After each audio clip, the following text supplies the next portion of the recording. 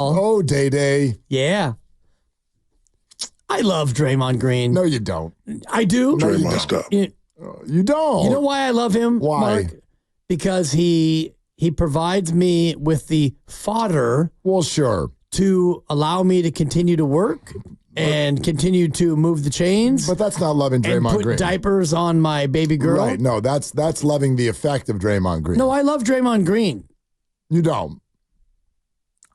Grandy, go ahead and record this, and you can send it to the Warriors. You don't. Draymond, I love you. I love you, Draymond Green. I love you for your inflammatory takes. Yeah. I love you for your irrational behavior. I love you for your suspensions. I love you for your flagrant fouls. I love you for your untimely ejections. I love you, Draymond Green. Take the industry out of it? Let's just say you're a Warrior fan. Oh, God. You love Draymond Green? No. Yes, that's what I'm saying. You don't love Draymond Green. I do love Draymond Green. I just did 40 seconds on how much I love Draymond Green. Yeah, but that's like disingenuous. No, it's completely genuine. No, but it's indirect. What word do you want to use? Like it's in a selfish way you love Draymond. It's not selfish. It's just business. Well, Stand on it. Yeah, like I'm saying it with my chest, Draymond. Stand on what you say. but again, I you am. don't, but you Stand on what you do. you I'm don't surprised you're talking to me. you don't love Draymond Green. You love the effect of Draymond Green. I love You love the Draymond result. Green. You love the result of him being him. I love the process of Draymond Green. No, you don't. Without Draymond Green, our Warrior topics are much more pedestrian. Again, that is industry benefit to you. Right. And that's a part of who I am. And This that's- business is who I am, Mark. Dibs, can you say one more time you love Draymond Green? I love Draymond Green. No, you don't. No, you don't. I No, feel like you I was don't. set up there. No, you don't. It was a setup. Steve, I've got your back. No, No, you you don't. don't. No, No, you you don't. don't. And You don't. I mean, it was very funny. Caclosaurus Rex over here crushing me. It was funny. I love Draymond Green. No, you don't. I need Draymond Green. Yes, you do. I love Draymond Green. You don't. You're right. You don't. I need you. I need you on that You- Draymond. I you- want you on that Draymond. You are nauseated by Draymond Green. Personally, It's a nauseation sensation. that's a buck. Professionally, I am begging for Draymond Green to crack the mic and say what he just said. Okay, so Because he's good for business. His and mine. look, that's I love Draymond Green. yeah. Okay. I think we got the semantics part of our All right, conversation all right. out. Too much? No, all guests on 95.7 The Game appear on the River Islands guest line. Isn't it time for you to discover the islands, River Islands in Lathrop? I guess what I'm going for today is talking about this that we're about to talk about and try like hell to remove all of your Draymond emotions from the conversation. Impossible, but I'll try. Why impossible? Because the Draymond part of it is intertwined with the very essence of what's going on. Because, my emotions for Draymond are mixed. Yes, we wouldn't win a title without you, and I love the team, and you brought 4 chips, of course, and all the rest of it, and all the other things that go into Draymond as a player. But for you to ask me to remove the Draymond part of it, I do think it's impossible because it's all inextricably linked to the fact that it's him who's saying what he's saying. All right, can I challenge you for a sec? Do it. Okay. Listen to what you just said. You can't unlink all of the Draymond things from him saying something today. But somehow you've been able to unlink the first part of your statement. Well, I get it. We haven't won 4 championships without him. Right. And he probably is the reason he's on the list of top 10 reasons why 95.7 The Game has been successful. For sure. Okay. And you've been here now for how long? 13 years. Okay. Coming up. The anniversary is in August. Why are you, and let's go It's in ahead, a week. Let's go ahead and bring everybody into the conversation. 888-957-9570. And it's not really the point I want to get to. We'll get to that. But why are you able to unlink all the positive and not the negative? I can unlink all of it. You just said you can't. It's hard. It's very hard. But why? Because why? it's all intertwined into one person, one team, and for me, one station, one job. And I think about when we didn't have the Warriors, and I think about this station in the early days, the nascent days. We were the A's flagship, and we were Joe Namath struggling, and we got fired. My whole show. Shout out Whitey and Crides and me, and we got fired because people weren't listening, and then I got back on the station, and then we got the Warriors, and the rest is history. So I am also career-wise intertwined with him and them and it. So why can those good things? Why can his key role in your my career, professional life and his key role in 4 championships? Why, for so many of you, does that not at least counteract punching Jordan Poole, choking Gobert, constantly talking, keep going, constantly needling, constantly? How come that all those quote unquote negative things shade every single Draymond subject going forward, but the positive doesn't come along with it? It does. It does? No, it does. How? Because I don't see it. No, it comes along with it, which is where you have a greater level of tolerance to all the negatives. Without the positives, then if it was all negative, if there were no titles, if there was no good times, then all these negatives would be far, far more dramatically exacerbated. So there is a balance sheet to it. But I'd argue that for many, and let's go ahead and use names. Let's do this, okay? Do it. I on this station have sat here all along and been like, yeah, I can totally acknowledge the challenges of Draymond Green. I also completely acknowledge the positives. And so I think that on each occasion when something comes up, I can be upset by something. Like I think what he said in this podcast, I don't think you can say that. That's a terrible thing to say about your front office. But I also can look over here and be like, I'm not getting rid of Draymond Green. But there's a lot of people at this station who, if they had the reins, he'd be gone. If you had the reins, he'd be gone.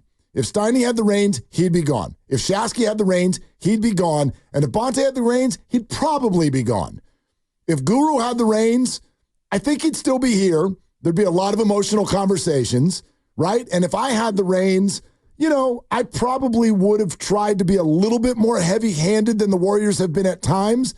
I don't know what the exact right thing to do is, but I firmly still want Draymond Green on this team. Like, firmly, absolutely, unequivocally, there is not one fiber of my being that thinks Draymond Green should be gone because of, keyword here, antics.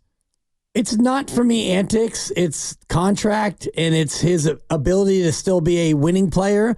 And when you're trying to turn the page on a franchise that is trying to maximize the Steph Curry window, I do think that his contract makes it a little bit more difficult than if he was not here. You wouldn't have that contract. You wouldn't have that same difficulty. Yeah, I don't think you'd be a good team either. Well, I don't think you are a good team. And you weren't last year as a 10 seed? Define good. Good would be a playoff team. Were they good the year before? Yeah, they were. They won more games last year than they won the year before. It doesn't matter how many games you win. It matters relative to your competition. Okay, and we can debate that another day. All right, let's play so that everyone can hear this. Draymond Green on the Club 520 podcast with Jeff Teague. Man, I don't subscribe. I'm sorry. Is there any NBA player that doesn't have the podcast? It's fine. That's great. Everybody's got their platform. That's wonderful. But here's what Draymond said on that podcast in talking about Warriors trades. We was just about to make some trades last week, and I told them straight up, like, yo, that trade helped me. Like, it'll help me right now in my career these last couple years and stuff. But I've always spoke to y'all from a place of what's best for this organization. I won't stop now. Yeah. That's a bad trade. Like, don't do that trade. Like, I disagree with it, although it's going to help me right now. Okay. I get why people will hear that, and I think most of your minds are going to go directly to, oh my gosh, he's just so damn arrogant. He's so arrogant. Well, the implication is that he didn't like it, and so they didn't do it. Well, that'll help me. Right. I get that trade would help me. I think most Warrior fans are like, no, nobody's making this offseason about you. You're making it about you. We know who this offseason's about. He's on Team USA right now. Steph. Yes. The chef. But that's Draymond. And for me, I accept it. I get who he is, the way he thinks. He is a champion. He is a massive name in this business. And so you talk how you talk and you think how you think. My issue with this is not that he made it about himself. My issue with this, if I'm in the Warriors front office, is that you just made us sound stupid. Let's understand that in professional sports at a high level, everyone's got a huge ego, and these are multi-billion-dollar outfits. In fact, the Warriors are the most multi-billion-dollar outfit in professional sports at this hour. So this multi-billion-dollar, very, very accomplished organization, Draymond would have you believe that they are being run by a group of people who are Draymond's interns. And they show up with a cup of coffee, and they're like, is this how you like it? Is this the right amount of vanilla? Or do you need me to? No, you don't like? Okay, let me go try again. You don't like the trade, then we won't do it. My God, that is so kindergarten. If the Warriors were actually being run that way, I do not believe they're being run that way, but he publicly just made it sound like they're being run that way. And I would imagine that if my last name were Lacob or if my last name were Dunleavy, that would really tick me off. Of course, but that's what he does. He doesn't think about, the organization or how this might land. He just goes on the 530 podcast, 520 podcast. 520. I'm not sure which one. Yeah. What the number is. Jeff Teague and company, and he speaks his mind because that's Draymond's brand. And that's right. My that's brand fine. is I speak my mind, but the implication is that he was the one who went up there and said, you can't do this for the future. And they thought, oh boy, we're about to do this trade until Draymond came up and told us about the fact that it might be a bad trade. It's a bad look, and again for me, I'm conflicted about Draymond because he's so good for business, and business means a lot to me to have a job and to be able to talk about Draymond, and he always produces content and all the rest of it. And when he's gone, I'm going to miss that part of it. The part where Draymond Green might just haul off and punch a guy, and that's 3 shows. Or he might 3 shows. He might get suspended. 333 shows. We're still talking about Jordan Poole, and that's almost 2 years later. So, Draymond is good for business. It's good for content. And that part of it I enjoy because I like what I do, and I like talking about our team and the fact that, there's stuff to talk about. But this sort of thing, it just kind of makes me raise my shoulders up, and it makes me, feel some kind of way. Mark Grandy wanted to add. So what'd you want to add? Well, there's kind of some weird context with this comment. If you go and listen to the whole pod, the 520 podcast with Jeff Teague, the whole episode, they were talking about Klay Thompson, Draymond was, and how Klay ultimately, by leaving and deciding to go elsewhere, was thinking about what's good for the Warriors organization, because maybe it wasn't best for Klay and best for the Warriors organization to be burdened with the Klay contract when he's unhappy and all of that. So he was saying Klay leaving, ultimately he was thinking of the good of the Warriors organization. And then Draymond goes on to say, and Steph and I, we're also thinking about the good of the Warriors organization, not just what's good for us. Like, for example, I said, don't do this trade because while maybe it helps me now, it hurts the organization down the line. So that was the context. He was providing an example of how he, like Klay and Steph, thinks about the good of the organization. I'm not sure that changes your mind about it at all, but that was the extra context. Yeah, I don't buy it one bit. No. I don't buy that Klay Thompson was thinking about helping the Warriors when he left. I think he flipped them off when he left. I understand that he in a way did them a quote unquote solid. I think it was also the most solid thing for him. And I can unequivocally report to you right now that Klay Thompson did not walk away with wonderful feelings, all warm and fuzzy about the Golden State Warriors and the way the front office handled the last year. I'll tell you that right now. That's a fact. That's not a guess. That's a fact. that's how Clay walked away. So the idea that Clay was like, before I leave, I've got to make sure that the Warriors are fully taken care of here because I won't be able to sleep at night. Unless they get something back from me. Yeah. That I don't buy that. I don't buy it either. I don't buy that. I don't buy that in the least bit. And I do think that as you get further down the road with any of these teams, and we could think about the Niners in the same way. And, Trent Williams is not going to the team thinking, I want to get more guaranteed money, but darn it, Brandon's still out there. And, gee, I know Brock is going to need a new deal and all that. So maybe I shouldn't go there and, try to get what I have coming to me. All these players at their essence are trying to take care of themselves, as all of us are in the same way. I want to say hello to this texter, 415. Or it's as simple as they asked him his opinion and he said, nah. But then again, it's Mark Willard who loves to overreact. Here's the problem. That's not what he said. That's not what Draymond said. Allow me to play it again. We was just about to make some trades last week, and I told them straight up, like, yo, that trade helped me. Like, it'll help me right now in my career these last couple years and stuff. But I've always spoke to y'all from a place of what's best for this organization. I won't stop now. Yeah. That's a bad trade. Like, don't do that trade. Like, I disagree with it, although it's going to help me right now. Understand the words that he chose. We were about to make the trades.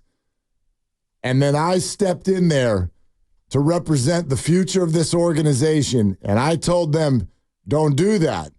And, of course, there weren't any trades. So they must have listened to me. He didn't say, hey, there's some things on the table, and they came to me, and I told them that my opinion, because the future of this organization matters too, in addition to the now. And my opinion was that trade's not a good idea. He didn't say that. He said, we were about to make trades. Then they talked to me, and then they didn't. And I'm just telling you, is there something on its face wrong with that? No. But if I'm Mike Dunleavy, that ticks me off because you just patted me on the head. You just sunned me. You just sunned me on Jeff Teague's podcast. You just made it sound like I have no clue what I'm doing. I'm a first-year general manager and or first year and a half general manager. Sure. And Draymond has final say. And Draymond's got final say. Right. And I'm stupid because I was about to do something stupid. And thank goodness Draymond stopped me. And he doesn't say what trade or which one that would be and, whatever the deal is. So it's very vague as to, what trade might have been out there. So we don't know what, Draymond's even referring to. And it's easy for him to say, yeah, I told him that, that might help us for now, but I'm about the future. And, I'm thinking about the organization for when I leave. I want to make sure that it's intact. I smell BS for me. I mean, I don't even know when it's recorded. Is he talking about Paul George? Right. Is there a conversation for Cam Johnson that we don't know about? Is he talking about Lauri Markkanen? Yeah, Brandon Ingram, Zach LaVine, the hot deal that might be close to being done. There's no Probably way, not. There's no way in hell that the Golden State Warriors attempted to trade for Zach LaVine. I know, but what trade is he talking about? I don't know. I don't know. So that's all I'm saying. Like usual. Like, I think all of us understand where Draymond Green is coming from. He's coming from Draymond Green. Right, and that's fine. I accept that. Yeah. I accept that. My opinion is that not that this is a problem for you or a problem for me or a problem for any Warrior fan out there. My opinion is that if I'm in the Warriors front office, this bothers me, and I call Draymond today and I say, hey, here's what we're not going to do. Here's what we're not going to do on podcasts. Keep our business out your mouth. Yeah, because actually, if you're thinking about the future of the organization, this doesn't help. This doesn't help us. And I have that conversation with him. That's what I would do because that would be appropriate in this particular case. We look at the NBA and we look at their stars and we see them like they're running the damn show. In some cases, LeBron, it's an absolutely absurd level. He's literally running the organization for which he works. But as Steve Kerr told us, he told us the last time he was on 2 weeks ago, there is Steph Curry, and then that's it as far as who's discussed, who's not discussed in trades. Everybody is discussed in trades, unless his name is Steph Curry. So Draymond Green's the employee, and the Warriors are running the show. And I know that line has been blurred at times. Big time. And that is a very fair opinion. But it's a different thing to be out in my opinion, to be out in public basically saying that. If I'm Mike Dunleavy, I don't want you saying this. You're making me look bad. Of course, but what are you going to do about it? I mean, are you going to try to silence Draymond Green? Well, what does that mean? He can't be silenced. No, but I'm going to No, listen. I mean, Draymond, do me a favor and let's not talk about front office dealings on your various podcasts or your appearances. I'm having that conversation with him. Right. I think Draymond is a more reasonable person than a lot of people think. I think that he's reasonable. You can have that conversation with Draymond Green. At the same time, he's going to offer his opinion when he wants to offer his opinion. Sure. He's never held back. Right, and he's got a guaranteed contract, and there's really nothing that you can do as Mike Dunleavy or Joe Lacob or Steve Kerr. There's not a thing you can do. Of course there's. See, I think this is where there's nothing that you can do this is where my to Draymond change his opinion. behavior. Yes, there is. Draymond is not, like, I feel like a lot of times because of his history, people are cruising around feeling like Draymond is purposefully out in the world trying to stick it to the team that's given him $200+ million. He's not trying to do that. He's just speaking his mind. Right. Then there's a way to do that helps us, Dre. Is what I would say to him. You can speak your mind. We're not going to muzzle you. Of course. But, can we do this in a way that doesn't look like you're patting me on the head? I'm the general manager of this team. We got business that we're trying to do right now. That's all. And I think Draymond would hear that. I think he'd hear that, and then he would pat him on the head. See, that's what I'm saying. Why do we think that Draymond is, literally out in the world trying to mess with Steve Kerr and Mike Dunleavy? He's not trying to mess with him. He's just living his truth. He's just speaking his mind. I don't think that he thinks about it like, I'm about to son Mike Dunleavy. I think he gets asked a question, and he's going to tell the truth because that's what Draymond does. But that's very, very likely not the truth. That's not the truth. That the Warriors were like, we're about to do it. Wait, you don't want to? Okay, we won't. There's no way that's true. There's very little way that it operated that way. It might be his truth. Maybe it felt that way to him. Right. But again, we were about to make some trades. Yep. And then we didn't because I told them not to. I really doubt it was that simple. Fingers on the button. I'm about to hit the trade machine. Oh, wait, Draymond says, no, let's not. I have a very difficult time believing that.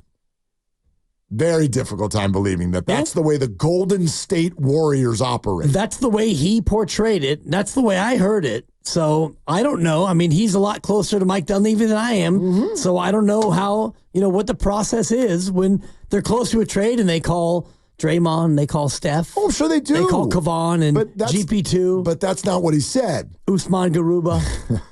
I mean, do they call them all? It's very different to have a conversation as opposed to this, which is that, no, we're doing it. We've decided to do it. And then Draymond came in with a cape and all of a sudden we're not doing it. I'm not saying it's not a bad look. It's a terrible look. But the whole idea of, Draymond, if you wouldn't mind, not, doing that or saying that again. I mean, I think that's a fool's errand. Is it? I mean, is that not what Bob Myers did for years in this organization? That's Bob Myers. Yeah. This is not Bob Myers. Well, this is Mike Dunleavy. Draymond doesn't hate Mike Dunleavy. No, I'm not saying he doesn't hate him. I don't know his relationship with Mike Dunleavy, but it's a different era now. Draymond's older. Draymond's gotten his last big contract, and Draymond's got a platform now that he didn't have 5 years ago.